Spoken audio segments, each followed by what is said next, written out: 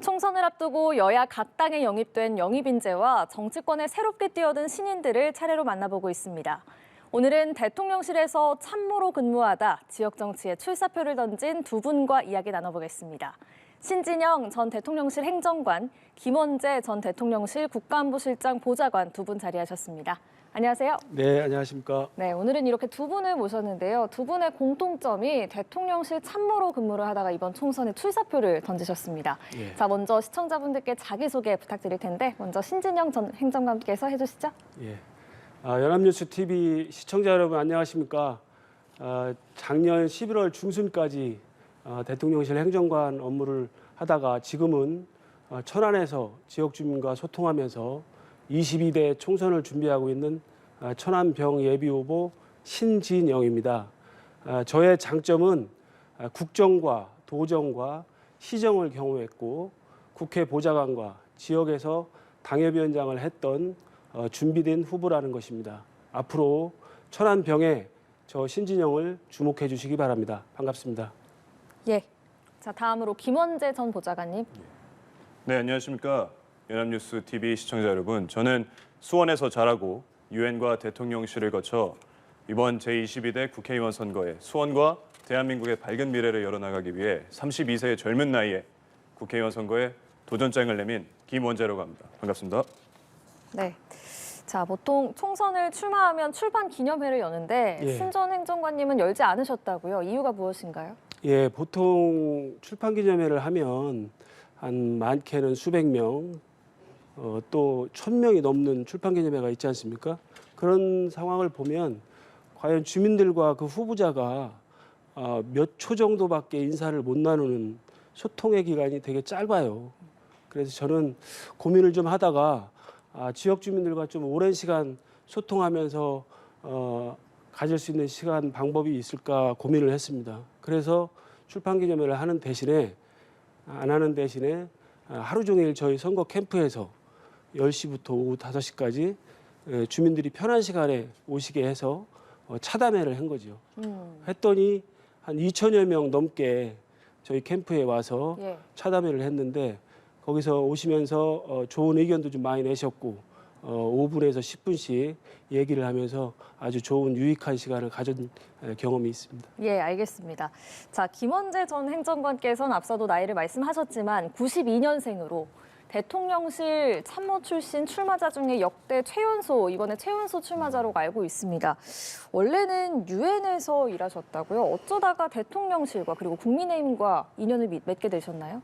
이게 뭐 사실 조금 재미있는 이야기가 될 수도 있는데요. 제가 그 지난 문재인 정부 기간 동안 대부분의 시간을 좀 그 해외에서 보냈습니다. 제가 그 프랑스 파리와 이제 미국 뉴욕에서 대학원을 이제 좀 다니고 그 이후에 또 유엔에서 이제 사무총장 기술 특사실에 기술정책보좌관으로 이제 근무를 하면서 보냈는데 사실 그 지난 문재인 정부 기간 동안 밖에서 좀 바라본 우리나라의 정치가 조금 부끄러울 때가 좀 많았습니다. 특히 예를 들어서 제가 유엔에서 근무할 당시에 저희 밑에 층에 이제 유엔 정무국이라는 조직이 있는데 유엔 정무국은 대부분 이제 국제 정세를 이제 좀 살피고 여러 나라에서 이제 벌어지는 일들에 대해 이렇게 분석을 하게 됩니다.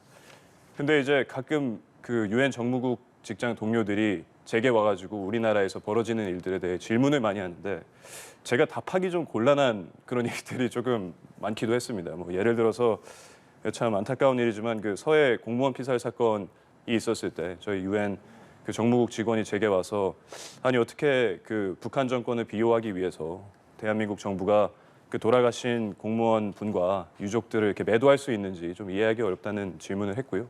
이제 거기에 대해서 답할 수 없는 제 자신을 보니까 좀 참담한 심정도 들었습니다. 그래서 저는 이제 대한민국으로 돌아가서 제 고국으로 돌아가서 우리나라를 좀 다시금 올바른 방향으로 좀 이끌어야겠다는 생각이 많이 들었고요. 그 과정에서 대선을 앞두고 당시 전 검찰총장이셨던 지금 대통령님의 연락처를 제가 수소문해서 제가 직접 장문의 그 카톡을 문자를 드렸습니다. 근데 직접요? 예, 직접 드렸고 당연히 뭐 답장하실 거라고 전혀 기대는 않았습니다. 하지만 뭐 대통령께서 20분 만에 또 장문의 답장을 주셔서 제가 담았던 어떤 그런 내용들과 메시지에 대해서 그 공감하신다고 그러면서 또 귀국하면은 꼭 한번 만나보고 싶다라는 말씀을 주셨고 제가 바로 뭐 누구나 좀 선망하던 유엔에서의 일자리를 내던지고 귀국해 대선을 돕고 또 인수위를 거쳐서 대통령실에서 근무를 하면서 지금 집권 여당인 국민의힘과의 어떤 연도 맺게 됐습니다. 예, 알겠습니다. 자, 신진영 전 행정관은 예. 천안병 예비 그렇습니다. 후보십니다. 예. 이 지역구가 20대 총선 때 처음 생긴 지역구인데 그때 예. 당시에 이제 민주당이 승리를 했고 이후에 2018년 보궐선거 21대 총선에서 역시 민주당 후보가 당선이 됐습니다. 그러니까 예, 소위 말하는 험지인 건데 지금 실제 지역구 분위기는 어떤가요? 사실 뭐 표면적으로는 이제 험지라는 표현이 맞을 수 있지만 제가 막상 와 보니까 그렇게 험지라는 생각은 들지 않습니다. 사실 2016년에 우리 천안병 지역구가 이제 신설됐는데요. 2018년에도 보궐선거가 있었고 2020년도 지난 21대 선거가 있을 때 내리 3번을 다 민주당 후보에게 이제 패했기 때문에 예. 험지라는 말이 나오는데 사실 제가 와 보니까 우리 천안 남부권 특히 이게 병 지역인데 병 지역이 그동안에 제가 상대적으로 좀 뭐 주목을 받지 못했다 그럴까요? 낙후된 그런 부분이 좀 많이 발견됐습니다. 그래서 지금 정부 여당에 힘 있는 후보가 지금 이 지역을 발전 전략을 제대로 내놔서 바꾸지 않으면 안 되겠다 이제 그런 생각이 있었고 특히나 이제 천안시장이나 충남도지사가 이제 국민의힘 소속이고 또 윤석열 정부 하에서 충분히 지역 발전 전략을 거기다 몰두한다면 충분히 험지 아니라고 생각하고 있습니다. 예, 김원재 전 보좌관은 수원무 예비 후보신데 수원도 만만치 않은 험지라고 할 수 있을 것 같습니다. 지난 총선 때 5개 지역구를 모두 민주당이 가져간 곳인데요. 국민의힘이 이번 총선에는 꽤나 수원에 공을 들이고 있는 것 같습니다. 어제도 한동훈 비대위원장이 직접 가서 철도 지하화 공약 등을 좀 발표를 하기도 했는데 실제로 유권자들을 직접 만나보니까 어떠세요? 일단 저희 수원 같은 경우 뭐 저도 수원에서 뭐 20년 가까이 넘게 좀 살았습니다만 원래 사실 수원이 예전에는 그렇게 뭐 야당세가 강하거나 뭐 그런 지역은 아니었습니다. 특히 모두들 다 잘 기억하듯 남경필 지사께서 원래 수원에서 또 다선을 지내셨고 근데 이제 지난 14년간 이제 야당에서 수원 시정을 또 담당을 해왔고 지난 10년간 수원의 모든 의석수를 좀 독점해오는 과정에 있었습니다. 그래서 이제 이번에 저희 국민의힘에서는 수원을 좀 어떤 곳에서는 탈환 이런 말씀을 하시는데요. 그리고 특별히 공을 들이고 있다라고도 할 수 있지만 우선적으로는 저는 저희 국민의힘은 수원에만 좀 이렇게 특별히 공을 들인다기보다 모든 지역구에 지금 공을 들이고 있다라고 생각을 합니다. 일단 우선적으로는 그렇고요. 그리고 제가 수원을 돌아다니면서 만나뵌 유권자 분들께서는 앞서 말씀드렸던 것처럼 민주당의 어떤 14년간의 시정과 10년간의 의석수 독점 동안 사실 수원 발전에 조금 어떻게 수원이 잠재력을 살리지 못하고 수원이 할 수 있을 만큼의 발전을 좀 못했다는 말씀을 좀 많이 들었습니다.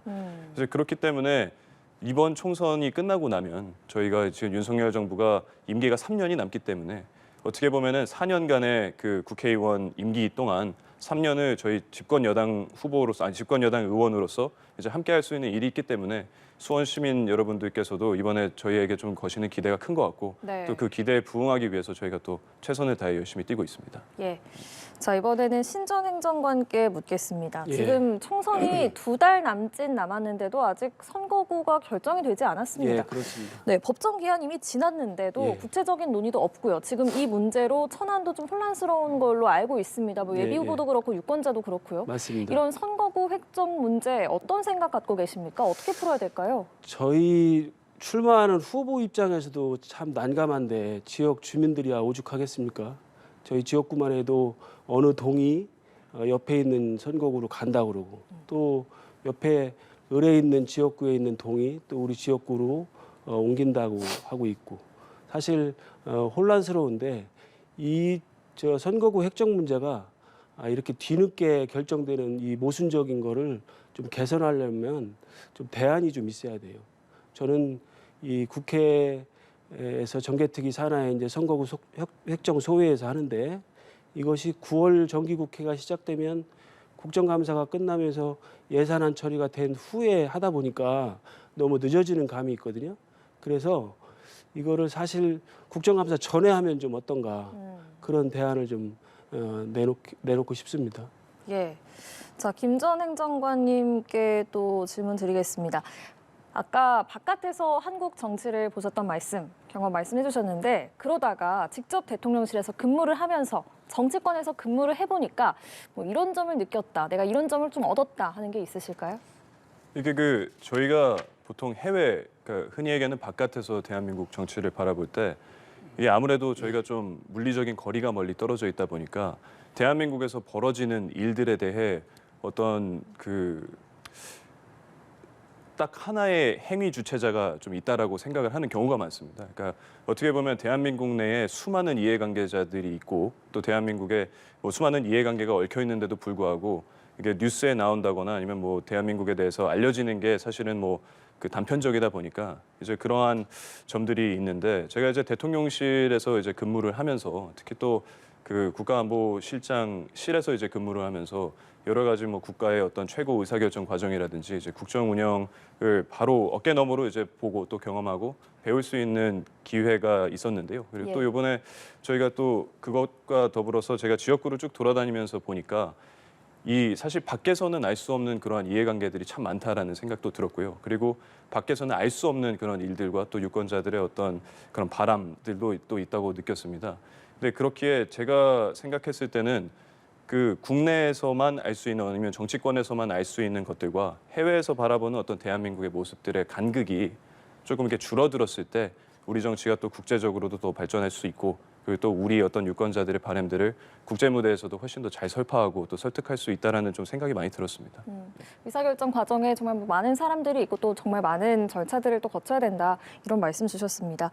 신 전 행정관님, 천안시에는 지금 철도 공약이 쏟아지고 있습니다. 신진영 후보께서도 GTX 조기 착공을 공약을 하셨더라고요. 예, 그렇습니다. 그런데 이게 천안뿐만 아니라 사실 수도권 곳곳에서 총선 때마다 이런 철도 조기 착공 이런 공약들이 많지 않습니까? 근데 주민들 입장에서는 이게 총선 때 반짝 공약에 그치는 게 아니냐 이런 불만도 있습니다. 이 부분에 대해서 어떤 답변 주시겠어요? 그런 건 전혀 아니고요. 이거는 윤석열 정부에서 야심차게 준비하는 수도권 광역 급행철도 계획의 일환으로 이번에 시작이 된 거 아니겠습니까? 천안 지역 같은 경우에는 GTX 신호선이 해당되는 건데 원래 이제 덕정에서부터 수원까지 GTX 신호선이 되어 있다가 지난 대선 때 덕정 위에 동두천을 연장하고 수원 밑에 화성, 오산, 평택, 천안, 아산까지 연장하는 부분인데 이게 조금 문제가 좀 있습니다. 동두천부터 이 6개 지자체의 입장과 생각이 다 다르다는 거예요. 그래서 이걸 빨리 의견을 하나로 모으는 작업이 우선시 돼야 된다고 생각합니다. 이 철도 공약이 사실은 도로 공약보다 훨씬 파급력이 크지 않겠습니까? 천안에 해당하는 철도 공약이 크게는 향후에 중장기적으로 볼 때 동서횡단철도가 이루어져야 되겠고 또 두 번째는 수도권 전철이 독립기념관까지 연장되면서 청수역도 좀 신설이 돼야 되겠고 또 마지막으로 이 GTX 신호선이 2028년도 전에 반드시 이루어져서 주민들께 수도권과 똑같은 1시간 이내에 그런 교통 서비스를 제공해야 된다 이렇게 생각하는데 절대 선심성 공약이 아니고 야심찬 공약이다 이렇게 말씀드릴 수 있습니다. 알겠습니다. 자, 김 전 보좌관님은 아직 지역구 경험이 부족하다는 지적이 있습니다. 그럼에도 불구하고 유권자들이 왜 김 전 보좌관님을 선택을 해야 되는지 그 이유를 말씀해 주시죠. 일단 두 가지로 좀 나눠서 말씀드리겠습니다. 이게 지역구 경험이 부족하다는 지적이 있는데 저는 오히려 지역구 경험이 제 장점이라고 일단 생각을 하고요. 저는 앞서 말씀드렸듯 수원에서 자랐습니다. 수원에서 이제 저희 아버지께서 어머니와 함께 이제 신혼집을 마련하셨고 이제 제가 거기에서 쭉 자라왔고 수원에서 유치원, 초등학교를 다녔고 중학교를 졸업하고 고등학교는 제가 이제 용인에 있는 어떤 특목고를 나와서 거기서 다녔습니다만 제가 이제 대학교 1, 2학년을 거쳐서 군대를 전역할 때까지 수원이 제 쪽 집이었고요. 그리고 또 그렇기 때문에 어떻게 보면은 쭉 자라오는 동안 지금 수원 특히 저희 무 지역구에 있는 오래된 수건 사업들이라든지 또 이 오래된 수건 사업들이 매 총선마다 좀 이렇게 단골 공약으로 나오기도 하는데요. 이제 그런 것들에 대해 누구보다 잘 이해하고 있고 또 누구보다 공감하고 있다라는 말씀을 드리고 싶습니다. 예를 들어서 지금 아주 오래된 수건 사업인 그 영통 소각장 이전 문제가 있습니다.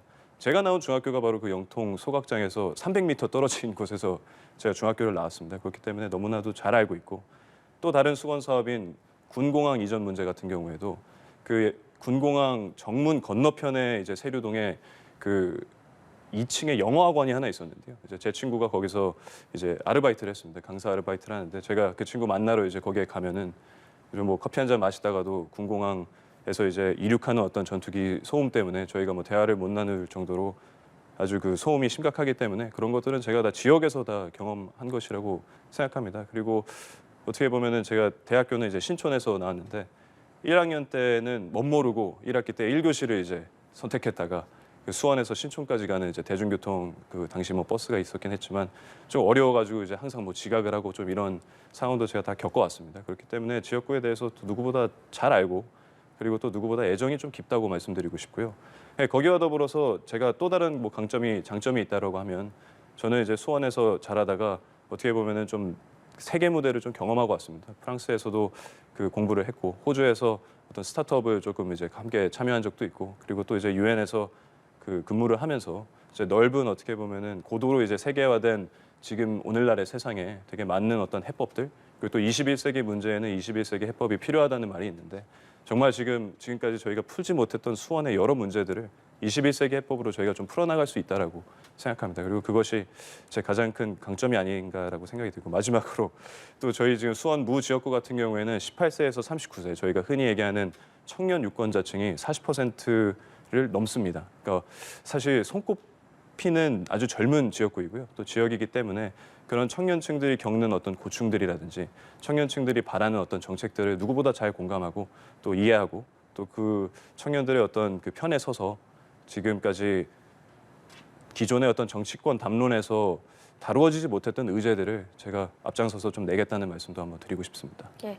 두 분께서 앞으로 국회의원이 되신다면 1호 법안으로는 어떤 걸 생각하고 계신지도 궁금합니다. 아무래도 또 대통령실에서 근무하면서 업무와 관련된 법안도 생각하고 계신 게 있을 것 같은데, 이번에는 김원재 전 보좌관께 먼저 듣겠습니다. 예. 사실 그 생각하고 또 추진하고 싶은 법안이 너무 많아가지고 1호 법안을 뭐라고 말씀드려야지 좀 고민이 많이 되는데요. 그러니까 앞서 말씀드렸다시피 저는 이제 어떻게 보면은 제가 가장 잘 공감하고 또 가장 잘 대표하고 대변할 수 있는 어떤 청년층의 문제를 좀 다루고 싶다는 생각이 듭니다. 특히 그 수원 지역구에서 지금 많은 분들께서, 특히 이제 막 꿈을 펼쳐 나가야 하는 어떤 시기에 많은 청년분들께서 이제 전세 사기를 좀 많이 당하셨습니다. 이게 사실은 구조적인 문제이기도 한데요. 이분들을 좀 대변해서 또 이 전세 사기 근절, 또 그리고 전세 사기 피해자분들이 다시 한번 뭐 힘차게 꿈을 향해 나아갈 수 있는 그런 법안을 좀 준비하고 싶다라는 말씀 드리고 싶고요. 또 한 가지만 더 말씀드리자면, 이제 대통령실, 특히 뭐 국가안보실에서 근무했기 때문에 여러 가지 이제 그 다른 나라들에서 이제 추진하는 법안들을 많이 봐왔습니다. 뭐 작년, 재작년에 조금 논란이 됐을 수도 있는 그 IRA 법안이 좀 대표적인데요. 지금 우리나라가 다른 나라들과 비교했을 때 과연 우리의 산업 경쟁력을 그 다른 나라들과 충분히 경쟁할 수 있을 만큼 끌어올리는 법안이 있는지 좀 의문입니다. 뭐 정부 법안이 저희가 이제 많이 노력은 해왔습니다만, 사실 거대 야당 의석수에 맞춰서 막혀서 지금까지 추진되지 못한 그러한 법안들이 있기 때문에 우리나라의 어떤 산업 경쟁력, 또 국제 경쟁력을 제고하기 위한 법안도 제가 꼭 추진하고 싶은 법안 중 하나입니다. 네. 신진영 전 행정관님. 당연히 민생 관련 법안이나 복지 관련 법안을 해야 되는 건 뭐 당연한 거고요. 저는 그거에 또 반해서 또 새로운 법안을 한다면 국회의원 특권 줄이기에 관련된 그런 법안을 좀 만들고 싶습니다. 네. 여야의 뜻이 맞는 의원들과 함께 국회의원 특권 줄이기 TF팀 같은 걸 좀 만들어서 법안을 좀 만들고 싶고요. 최근에 이제 한동훈 비대위원장께서 말씀하신 5대 정치개혁, 그런 부분에 국민들께서 많은 신뢰를 보여주고 있는데, 바로 그 한동훈 비대위원장께서 국민들의 어떤 니드를 정확하게 읽고 발표를 하셨다고 보고, 오늘 사실 저는 이제 중앙당의 공천 서류를 접수했는데, 공천 서류 내에 그 불체포 특권 서약서라든가 국회의원이 현역 시절에 금고 이상의 형을 받으면 그 재판 기간 세비를 전액 반납하는 서약서, 또 출판 기념회 할 때 정치자금 수수하는 금지하는 서약서 이걸 내고 왔어요.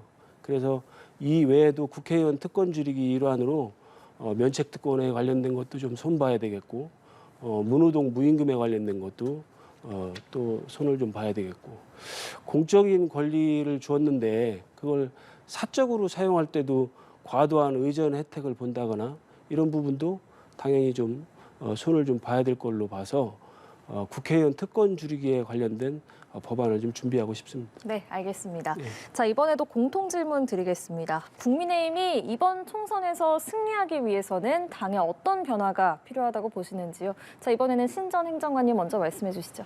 한동훈 비대위원장께서 이제 어제는 수원에 가서 이제 철도 지하화 공약을 하면서 이제 그 지역 균형 발전에 관련된 공약을 내셨고 오늘은 또 보니까 비대위에서 국회의원 세비를 국민들의 중위소득에 맞춰서 하는 게 오랫동안 그런 생각을 해왔다라고 말씀을 하셨더라고요.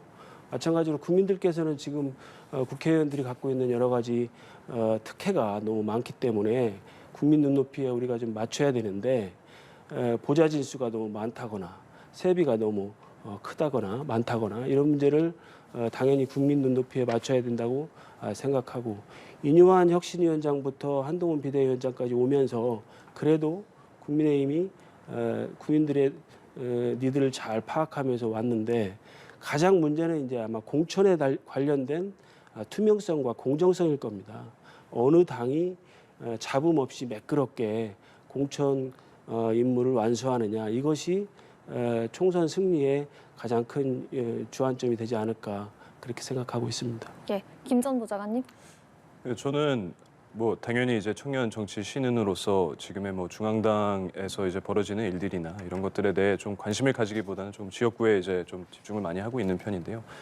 그럼에도 불구하고 이번 총선 승리는 사실 좀 매우 중요하다고 생각합니다. 이게 지금 저희가 어떻게 보면은 아주 급변하는 좀 시대적 흐름 속에 지금 대한민국이 있다라고 느끼는데요. 뭐 국제 정세도 그렇고 기술 발전도 그렇고 그리고 또 저희 뭐 인구 구조에 또 급격한 변화가 있지 않습니까? 그래서 그러한 문제들에 대해서 누가 더 잘 대응하고 또 누가 더 미래지향적인 방안을 마련하고 또 누가 더 위기를 부르짖는다기보다는 기회를 좀 창출할 수 있는지에 대한 선택이 되어야 한다고 보고요. 그리고 지금 뭐 앞서 뭐 신행정관님께서도 말씀하셨지만 그 한동훈 비대위원장을 비롯해서 이제 그 국민의힘의 어떤 비대위와 또 정책위 또 이제 공약을 만들고 있는 그 위원회에서 이런 미래에 대한 준비를 열심히 하고 있다고 저는 일단 생각을 합니다. 그럼에도 불구하고 조금 더 전향적으로 저희가 국민들께 저희가 그 밝은 어떤 대한민국의 미래를 열어나가기 위한 비전과 또 구체적인 정책들 그리고 또 공약들을 충분히 잘 소개하면은 국민들께서 저희의 진심을 또 알아주시지 않을까 생각하고요. 그리고 또 그렇게 되기 위해서 저도 최선을 다해서 좀 노력하고자 하는 마음으로 열심히 뛰고 있습니다. 네, 알겠습니다. 자, 국민의힘 천안병 예비후보 신진영 전 행정관, 국민의힘 수원무 예비후보 김원재 전 보좌관과 함께했습니다. 오늘 고맙습니다. 감사합니다.